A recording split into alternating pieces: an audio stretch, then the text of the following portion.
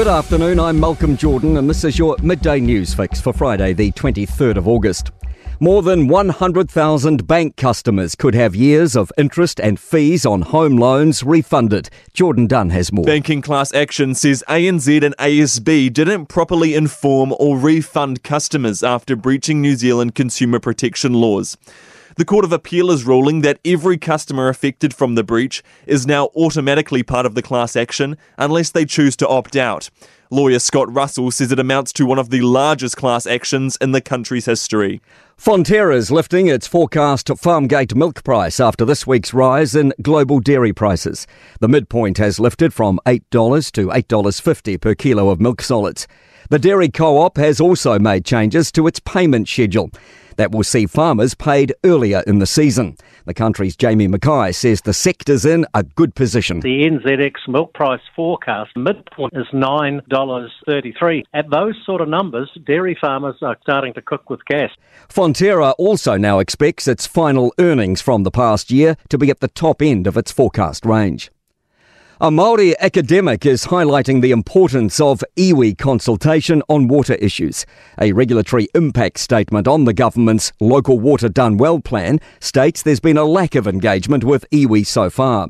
It replaces the previous government's Three Waters plan, which local government minister Simeon Brown has slammed as a divisive, co-governed mega-entity approach. Auckland University Māori Studies lecturer Dr Daniel Hikoroa hopes new plans can be inclusive. Hence, it's important that iwi are consulted in that regard because surely we want the very best information available to be included. A man's been bitten by a police dog while being arrested following a fleeing driver incident in Otago.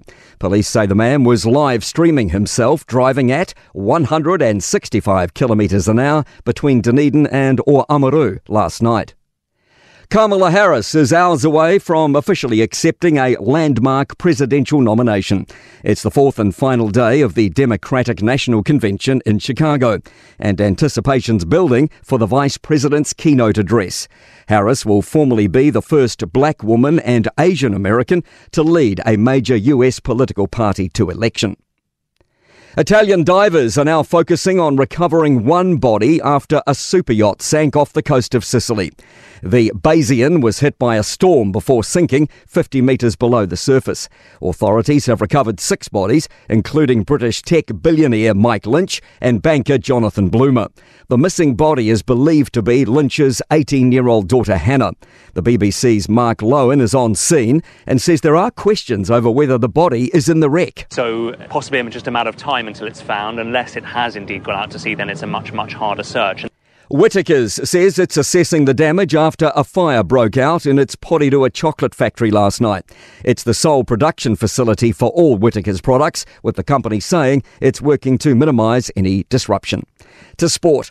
All Blacks Sevens flyer Leroy Carter has signed with the Chiefs on a 2-year Super Rugby Pacific contract starting next year. Carter can play both wing and halfback.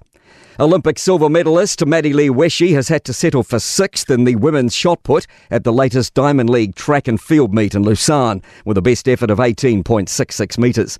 And the Kiwis and Kiwi Ferns will play their Australian counterparts in Christchurch to open Rugby League's Pacific Championships on October 27.